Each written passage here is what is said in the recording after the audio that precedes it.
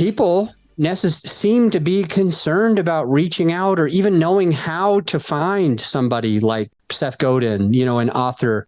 So I'm curious, kind of, if you don't mind sharing the story with tangible takeaways, like how could we implement a similar thing to be able to get somebody that's well known on our show? What were the steps, or what would be some takeaways that we could do?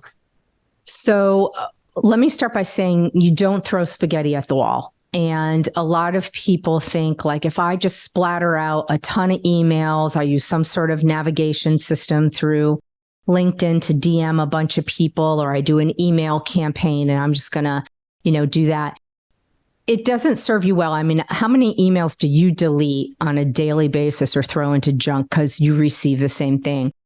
You have to do your due diligence. And especially if it's somebody influential like a Seth Godin, you have to do the work.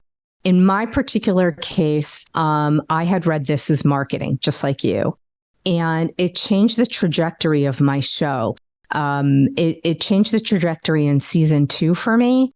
And I wrote him after I was done reading it. And I explained to him about my show and how pivotal his conversation was in that book for me.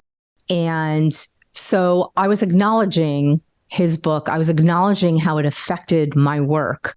I was thanking him for what he did. And this was the email, essentially. And I asked him to come on. And he replied and said no.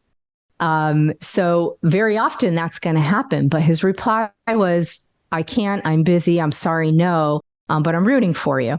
And so I waited and I waited. And when I was getting to season 5, I felt more confident and I felt that it was worth reaching out again. So, that's a big time change. That's a couple of years right there that I reached out again and said, hey, I would really love to have you on. I explained to him again that he had helped me shift my show. And I was really interested in having him on. And so perseverance does pay off. I didn't clobber him. I didn't email him on a monthly basis. Perseverance is one thing, but doing it right is another. So you have to have a strategy about how you're going to go about things. For me, I loved his work. I listened to his podcast. I read his books.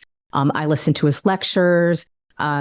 So I was able to write something thoughtful. You can't do that for everybody, but if you're trying to create a podcast that's meaningful and you want to curate who you're going to have on, then you have to do the work. You have to research them. You have to spend time getting into their head a little bit and appeal to them the right way.